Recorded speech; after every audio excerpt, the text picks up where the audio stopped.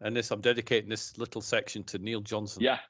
Yeah. Has Star Wars, Star Trek, and IP science fiction ruined it for indie sci-fi films? Because every time I see an independent or a non-IP, because I'm going to include Rebel Moon in this, so a non-IP science fiction film, the internet just buries it, or they don't go watch it, like The Creator. Nobody went to see it. That's a great film. Rebel Moon. It's terrible. It's just like Star Wars. Why is that a bad thing? Oh, do you like Star Wars? Yes. What's the problem? And so I watched Starship Rising, which Neil has put on his YouTube channel. Yeah. And then he is also putting on the follow-up to that, Starship Apocalypse. So they're like continuing films with each other. And you read some of the comments and they're like, I don't understand this film. And the uniforms are too complex. That's one of my favorite ones. Apparently the uniforms are too deep. How that takes away from the enjoyment of a film. But I think we've got so used to, we know the rules of Star Wars. We know the rules of Star Trek. So anything outside of that, we're like, I don't quite, who are they? What's going on? What's that? Yeah. How can they travel so fast? I don't quite understand it. And I think viewers are a bit messed up by it all. Yeah, it doesn't bother me if it's got a good story. And I mean, you look at Firefly, Serenity, and that was unique and fun. And, it was kind of a space Western, but there were certain Star Wars-y facets to it. So I mean, like, I see that, they are not in a connected universe, because Star Trek and Star Wars, two totally different beasts. But man, you look at Mass Effect, that was cool. I mean, that's a video game. I think they did a movie, an animated movie. I can't remember. I never saw it. But it doesn't hurt, man. I love sci-fi. So anything that doesn't suck is good. I don't really base it on what I've seen in Star Wars. And that's the same with the Bad Batch and the new what is it, Tales of the Empire, the new Disney animated show. Still Dave Filoni, which I've got to I mean, like, man, the day that he drops the bomb or ball or whatever that saying is, it's been so long since I've used it, but the day he fails me as a Star Wars content creator, man, that's going to be a sad day.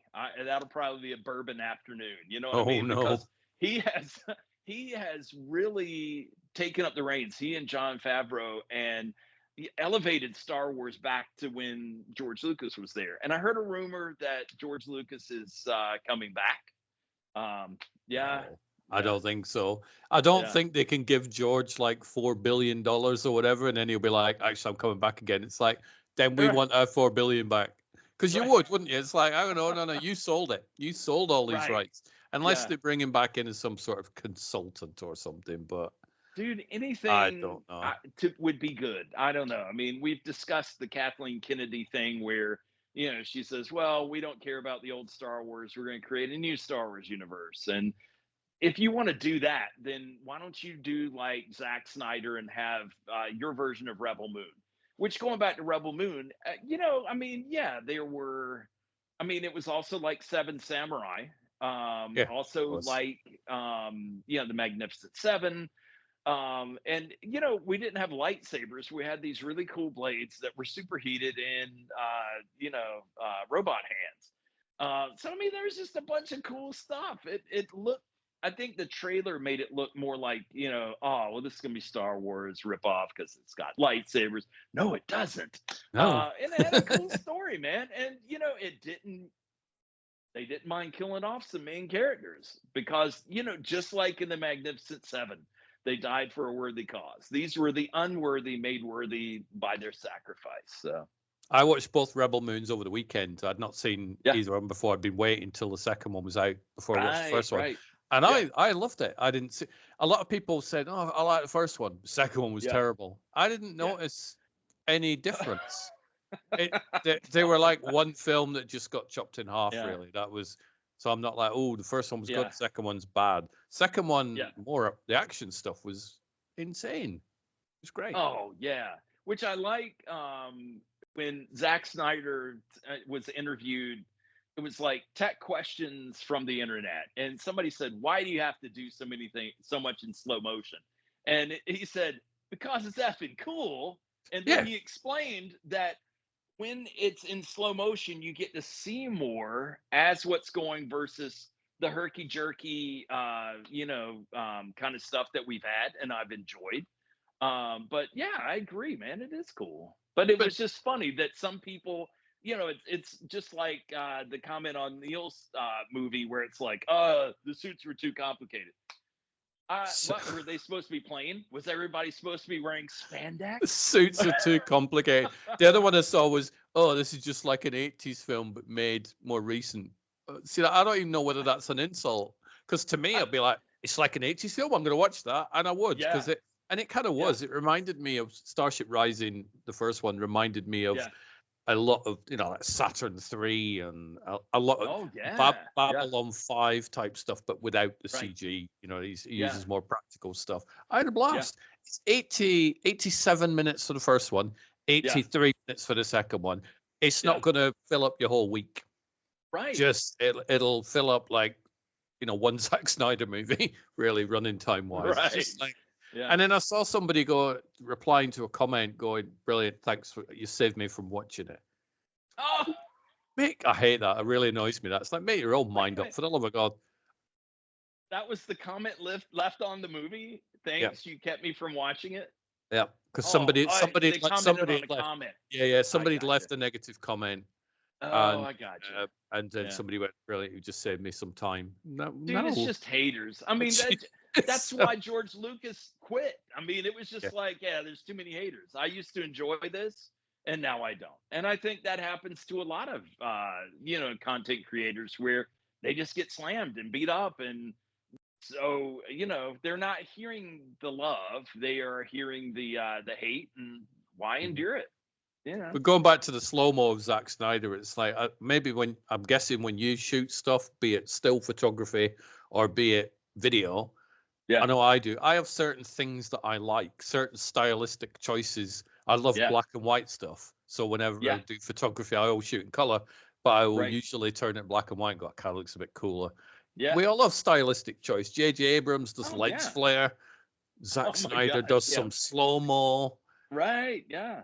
Well, why is it everything's in slow motion? It wasn't. There was a fair bit of slow-mo, but to read some of the comments, you'd think the whole film was in slow motion. Really was. Yeah.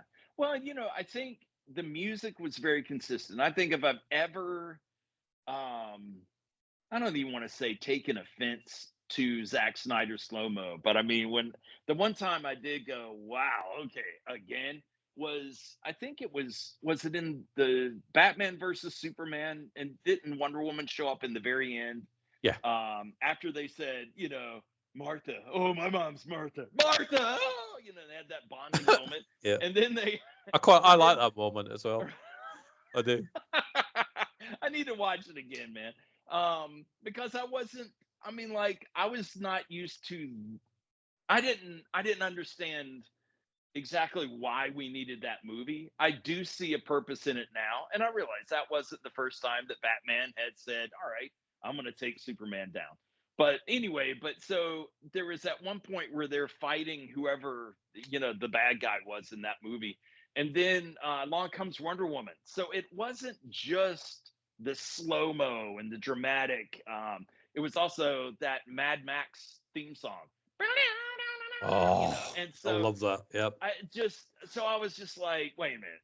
Okay. It was just too jarring for me. And if I watched it again, maybe I'd like it more. But first time viewing, sometimes that's just tough. You're not expecting that, and you don't think that's the wisest choice, but it's not your movie. I mean, so it's like if you want to do something different, pony up the money and go make your own film. I guarantee half these internet clowns wouldn't even trust me. I'm trying to put together my short film from years ago. It ain't easy, and it's not fun. It's like, oh, God. Yep. And you look at some, I think, great filmmakers like David Ayer, and after the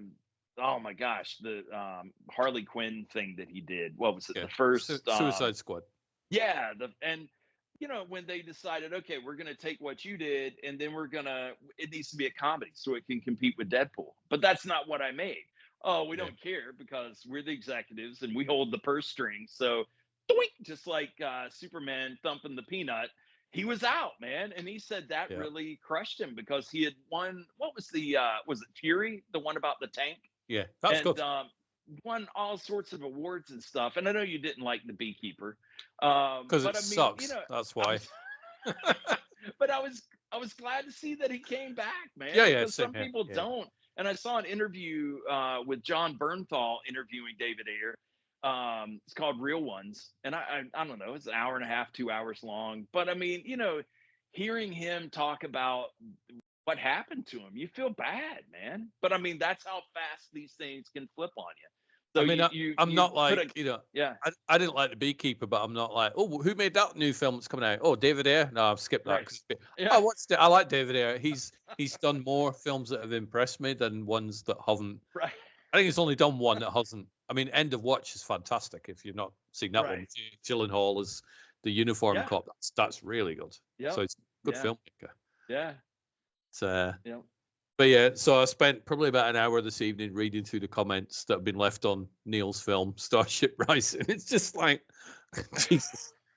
The thing is, they're still watching the film, so it's good for Neil because it's on YouTube. It's free. He's up-resed it to 4K, so it's quite nice. But yeah, the comments are insane. So he's launching the second film on Sunday, like whatever. In a couple of days. By the time this video goes up, it'll be tagged on to the end of this video. So you can watch. Make your own mind up. That's what I say. But I mean, it's the thing with Neil is he is such an immaculate filmmaker, and people don't appreciate number one, I don't think people appreciate the effort to finish a movie, regardless of the plot holes or that there's 15 minutes at the end that are just bloopers. Gorilla and I like bloopers. But I mean, he tells a story and he is so, I mean, like, if there is one person that punishes him the most, it's himself. Yeah. I mean, like, oh no, I've got to do this better. I've got to go back and refine. And I mean, it's like the Time War. I think by the time we're 70, maybe we'll see it, Yeah, I think you're being a bit optimistic there, John. But yeah, let's go for that.